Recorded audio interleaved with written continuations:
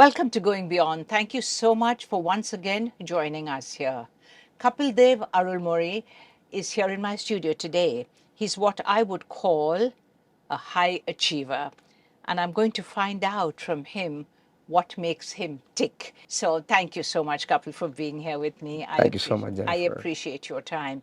Uh, Young man like yourself to have such a successful business in the US as well as in India, how easy was that to get it started? Starting is very easy because I got a great co-founders. So I got a friends who turned out to be a co-founder. So we four guys started this, and so that's why it's very easy. Right. But it must be quite a bit of a grind because I think you now have what, about 500 or 600 people working for you. How easy is it to control that kind of a number?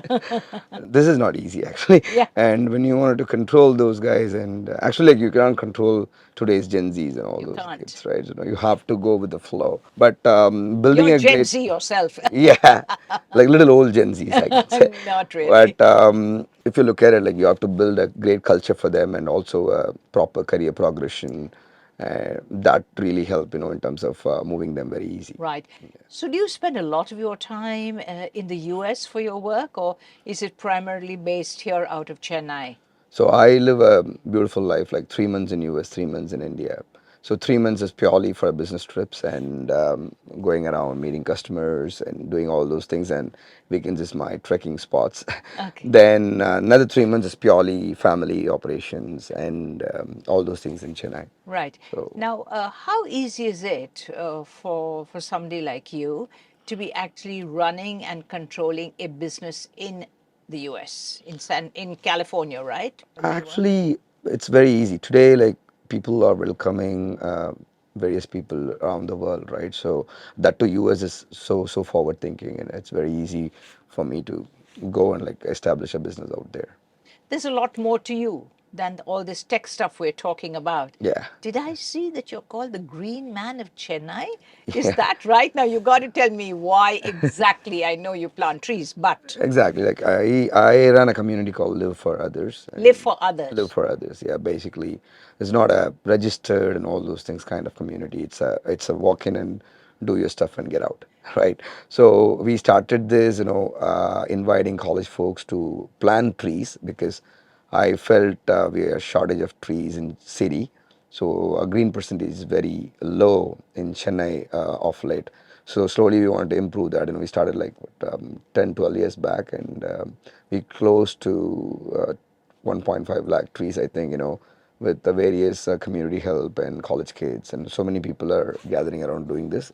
Still, we are continuing that. Right. So, is there a specific area that you're focusing on in planting the trees? I mean, there are some areas of our city that are so barren and so dry. So, are there specific designated zones where you're doing this? No, wherever volunteers are there, wherever people say like, "Hey, I'll take care of this tree, I'll do it," because I cannot go back and plant trees and just get out, right? And I want some volunteers to water it, take care of it. Typically, we adopt streets and go and invite the street kids, name the plant after the kid name, then just go That must after be it. quite Yeah, encouraging for people who are helping you, isn't it? Is there a specific tree that you look at? Is there a tree that's, grows quickly, long lasting? How do you decide? typically I go for Pungai Maram in Tamil. Yes. It's basically a very good tree which is suitable for our soil. It's a native tree, right? And it also need less, what do you say, less care. It just grow, and cows and all those things never gonna eat that. So it's Oh, very then easy. you're safe on that It's one. safe, yes. Have you got any horticulturists who work with you or who advise you what to do? Or is it just that you have a love for plants and therefore you started this and are following it up? I started this along with my grandpa, then my wife, my kids coming along with me. Then I got a great crowd, a lot of people, a lot of kids, with me now.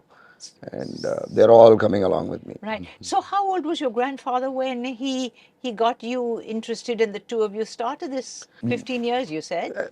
I started this 15 years, but my grandpa always say, whenever we eat fruits, he never let me throw the seeds. He'll keep it, keep it, keep it. And when it's grow, like he asked me to go and plant it somewhere. So this is like from childhood.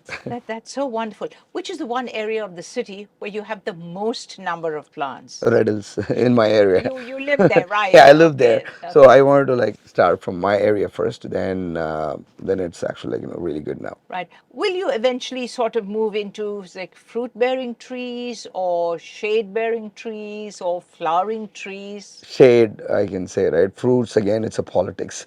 Why? I'm gonna plant a fruit tree, like people start fighting around it. Right? It's mine, Who's going and to take the who's gonna fruit? take care of it? Or it's gonna be falling in my compound and all those things. And I don't want to get into those chaos. Right. I said like go with a normal tree. Uniformity is easy, care is easy, and all those things are very easy. When you thought of doing this, was it a bit of a hard grind? Because, I mean, you have to buy the seeds and everything else. So you're probably spending quite a lot of your own personal funds. Absolutely. I'm not asking I, you how no, much, no, I spend a lot of but money on that. I got nice scoldings also from my family for that. for wasting money. Wasting money. But it's not actually wasting. We have to give something to the society and the earth. People always think about where they live. That is the place is earth for them, right? Basically, earth is very big.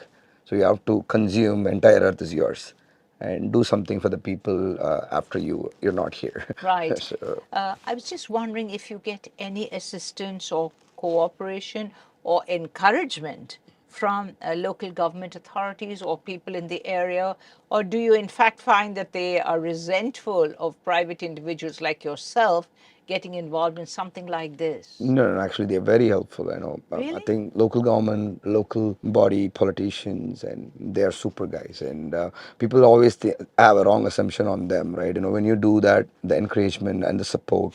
In fact, they give water lorries for that, and they help plant trees, and they also fund sometimes.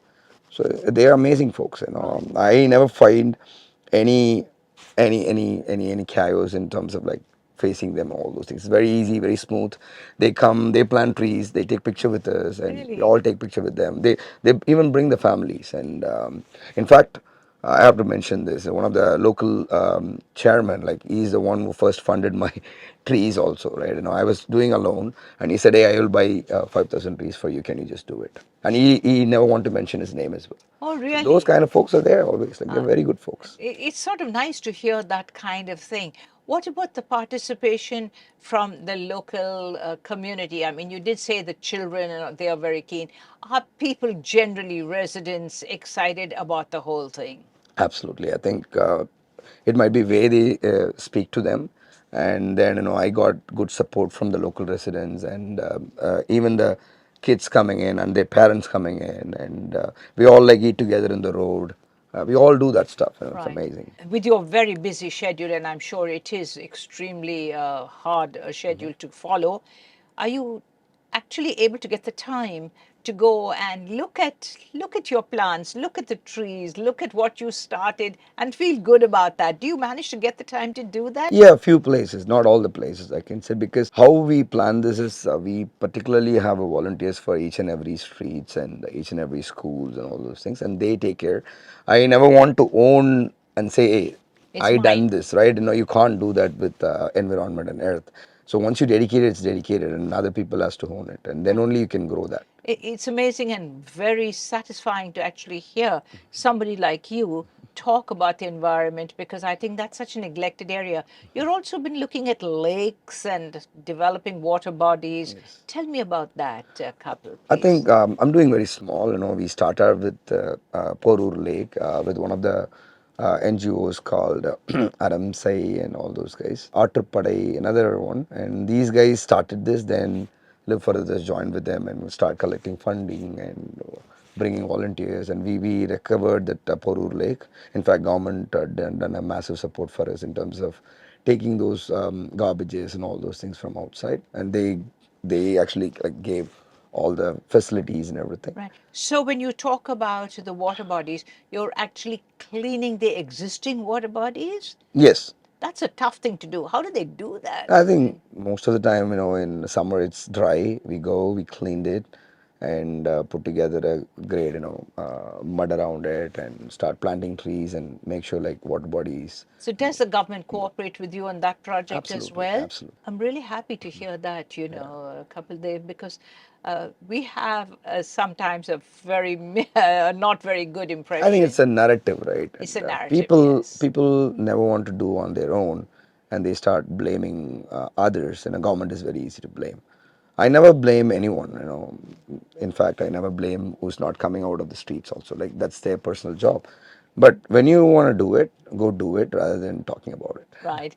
Uh, do you find sometimes that you can join hands with other NGOs? Absolutely. I don't have any egos because I don't run an NGO. It's a community. It's like you can come in. In fact, I never get any funding in my money also. Like if you want to plant trees, buy a tree, come with me, plant it on your own, get out. How So much would it cost me if I wanted to just buy one tree? $100 is 100 rupees. yes. Oh, that's great. So I buy the tree itself and give your people the tree to plant, or come myself and You buy can it? come yourself and plant a tree, or like you buy a plant and give it to someone, and it's not gonna happen. So when you're not in the country and you're out, as you say, for 3 months, do you actually assign other people to do this little job for Yes, you? we do that. We do that, and we do it very slow, like 10 trees in a week. If I'm there, I will do like a big plantation kind of event and all those things. Nowadays, we start reducing like 10 every week. That's it. Right. You're environmentalist as well as a businessman. Now, how do you see these two avatars of yours clashing or working side by side? Which one is it that you prefer to be seen as? I think it's never gonna clash me because I only do this on Sundays, the environment stuff. Every week, only Sundays is for that. Like 2 hours, it's enough. And business, you have to think about 24/7. It always clash on everything. Yeah, It'll clash on your environment. It'll clash on your hobbies. It clash on your families, because when you do a good business, and you can automatically get everything aligned towards it. right. Do you see your business expanding, in a great way over the next few years? Is that your plan to go forward? Absolutely. I think we have a great product right now. We recently launched like 9 months back called Tunai. Okay. Tunai AI is already disrupting the entire call center world. It actually making calls on its own. For example, any outbounds for insurance, any outbound for healthcare.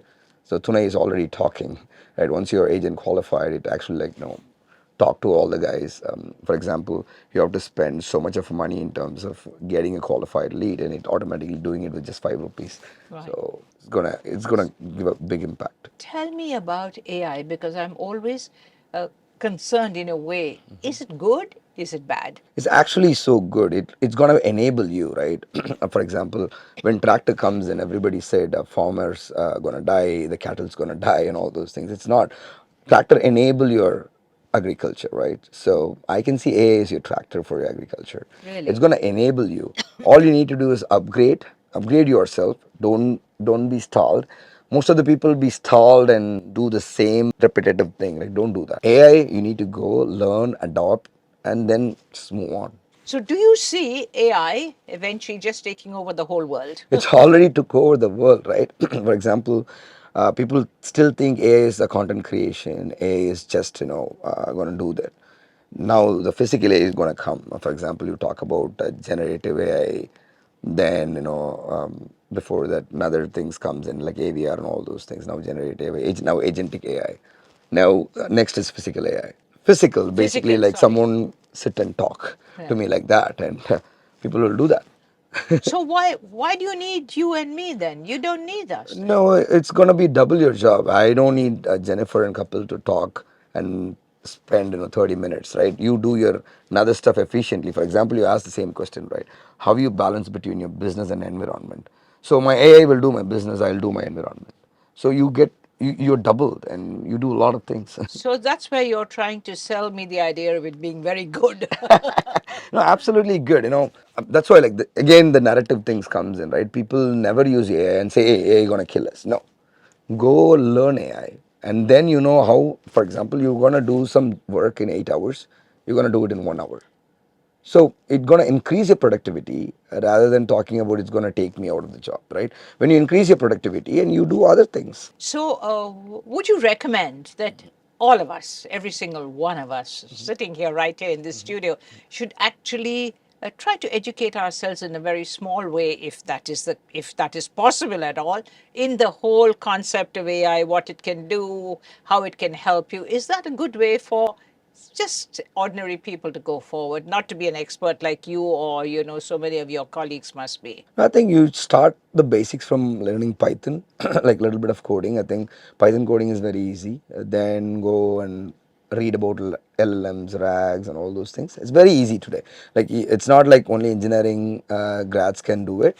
Today, like I see, like 12th standard kids are doing it, 10th standard kids are doing it. In fact, my kid did like what? She just joined 7th in this year, and she knows what is Python, right? People are reading it. People are reading it loud, and a lot of institutions that are learning, teaching you basic AI. Right. So, is basic AI something that, you know, a housewife at home can actually make use of that? Awesome, absolutely. I think you can Did you definitely. say that? Did you actually say awesome? So, how? No, basically, like if she's an housewife, right? Yes. She do only the household chores. Like I don't like that at all. Like she can she do that stuff and automatically like she can run a voice call center with AI and managing all the AI agents. So it's very easy. In fact, like you need to go to office and manage like 10 agents, and now you put some agent on your laptop and start working on that. My mind boggles. My mind boggles. Absolutely, I think AI, AI is very good. Maybe there's When just you a learn mental it, when you block learn it, here. yeah, a lot of blockage are in Mental people's head, block, right? yes. People still thinking, no, no, no, this is not gonna, this is again like just a boom and all those things. We all know, like, world is like moving from one stage to another. For example, if Yes. you ask me before 15 years, why drone is there? Everybody think drone is a camera. Today, drone is purely using for wars. So Yes. you never knew how efficient or how dangerous a technology can be. It's up to you, like how you're gonna use it. Yeah, the capacity that Yeah. it actually When has. we see a drone as a camera, we are happy. When we see in the At war the zone, wedding, when you see it, we don't like it, you're right? right. Nobody likes war. I Yes, am yes. against war always. But the technology, and it's gonna enable you in a very different way, right? And so that's how the world has evolved. That's why again I go back to the farming story. Like people think only cattles and wooden plows can do it. Slowly, like it moved into tractor. Now like you can even have a like 10 square feet of land and you can grow vegetables. So technology will help you in terms of enable things. All you need to do is accept in your mind, open your mind, unlearn everything. I always tell this to my kids and my office guys and friends and everything. Unlearn everything, then learn. We always think like we know so much. No, we are nothing. In front of the world, and we are very small. We have to be very humble. Right. There's another beautiful side of your personality, which is you have a great interest in sport. Yeah. You play football at the veteran level in this country, Yes. right? Tell me about that. Where does this person called Kapildev find the time to do all of these things? I Uh, really am baffled at I think that. we have a. I think maybe my sleep cycle is a little low. I sleep like Meaning how four many hours, hours? 4 hours. 4 hours, Okay. five All right. hours. But early morning I wake up, I go for a jog and like 30 minutes jog. Then I go back to football with my kids. Like when I say kids, I run a Right. academy called Friends Football Club. You have an Yeah, academy. it's a free academy running from the area elders and the seniors of mine and all those guys. And we've been running with close funding and all those things. 200 kids are there. Like I go play with them, and then every Sunday morning we finish planting trees and then go back and play. So, how long have you been playing football? Since seven, age of 7. From the age of 7. 7, yeah. Who is your favorite football team? Club level, Manchester United and Real Madrid, and country level, yeah, Brazil and. Okay, so you are involved at the national level, really, in football. Recently, right? And it's still not started yet. But I played a state and for Tamil Nadu like junior and sub junior. Then we play district leagues and division leagues, state leagues, and all those So things. you Now play it's football national. every day? Every day, yeah. That's You've my played this dopamine. morning? Today morning, yeah, I played. Yes. I You played. played? That's why I Really? tanned this hair. Like, you can see my tan. Okay, that's just so fantastic. I mean, and you're teaching others as well. Yeah, for example, I get kids. It's not like you need to go do something. Teach whatever you know, and we have a design coaches for them and all those things. Okay. Do you see football ever taking over from cricket? World level, it's already there, right? I Well, think at the cricket world level. is for 10 countries. I don't want to put Knock a it. sport very low, Yeah. but football is for world people, right? The How, d- entire world. how does India stand in terms of football? Next question, really. If you want to be a honest answer, we are pathetic in Pathetic, did yeah, you say? absolutely, right? I Why? think Why is that? we can do better. I think there's other sport, we are funding so much, and lack of funding is very big thing. And second thing is the exposure, and you need to have a proper equipment and infrastructure. And simple thing is, you need to have a proper ground. We're still playing in a mud ground. You want to compete into a different level. You need to have a proper grass court, and the lack of stadiums, lack of grounds, and lack of infrastructure, Right. a Can lot you of can you politics, use hierarchy. AstroTurf for football? No, you can't do You that. can't. It's gonna kill your knees. And Really? football is meant to be playing in a grass and play in a grass in a very nice way, because the entire competition is happening in grass. So if the World Cup is happening there, you have to make sure your 7-year-old kids start practicing from the same infrastructure. Right. So the problem here is every country has a good infrastructure. They're qualifying. We don't have a good infrastructure. Leave that. Sports never has who's big It and who's should small. not Yeah, have. yeah. It definitely Sports is should like not your, have. what do you say? Yes. It's one God. You Right. just need to like go pray them. That's That's it. right. Yeah. Exactly. Tell me, what is the earliest age that a little boy or a girl can play football? 7 or 8, the bone is actually good.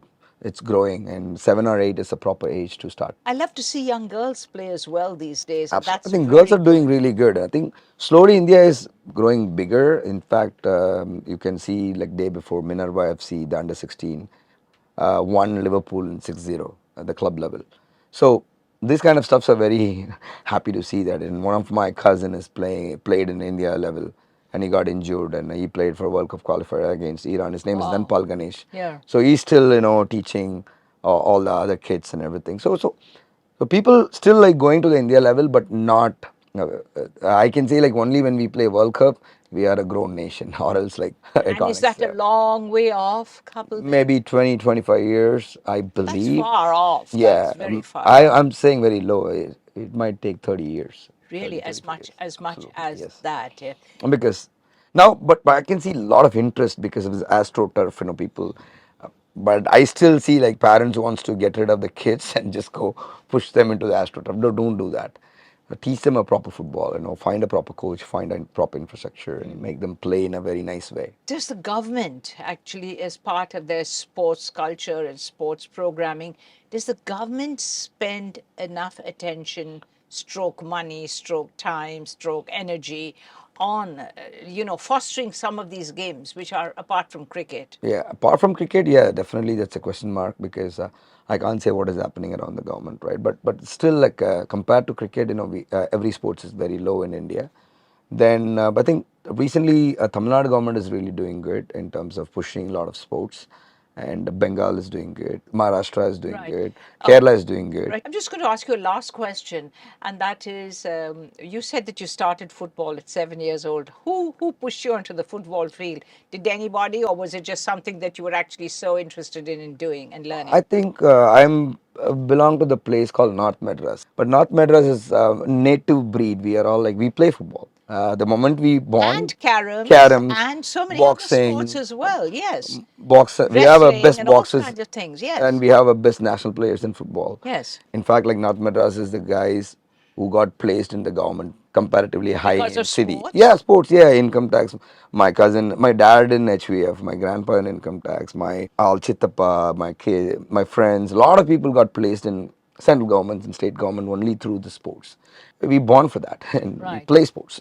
So, in fact, sports really opens a lot of avenues to people who might not necessarily have had access to Yes. those particular government jobs and Yes. things like that. So, that is really encouraging that sports could be actually looked at as the next step for a young man or a young woman, No, isn't it? absolutely. I think unknowingly we adopted that, but knowingly, like three things are very important. You need to adopt one sport in your life, then have a great discipline hobby, kind of like planting trees or Yes, whatever. taking care of some kind of environment stuff, or go back and clean the beach or something like that. Right. Then have a routine, discipline, workouts, and everything. Those are lovely tips I think I've got from you and a great way to end our interview. I want to Thank you, thank you Jennifer. I so appreciate it. much indeed for coming. I do appreciate your time here. I know you're a busy person, but good luck to you in the rest of all that you're doing. May you have a glowing and a great success ahead of Absolutely. I you. think, thanks for this candid interview. It's not Thank like you. It's you give nice. something I read, No, it's you all know, I came from hate my that heart. style. Yeah, came It's from my been, heart and it's really good. And it's, thanks for it's, who are watching, it's thank you so wonderful. much. And Thank you great, again. Jennifer. You're a great Thank you host. again. Thank you very much indeed. Well, it was my pleasure to be talking here to Kapil Dev. I think he was extremely interesting. And I'm pretty fascinated by a young man who can follow so many different things in his life and be successful. So I hope that you've enjoyed listening to me and listening to Kapil Dev more than anything else about what he has had to tell us about himself and his whole life. So it was my pleasure again, and I thank you very much out there for joining us here. We'll be back again next week. Until then, take care. Bye for now.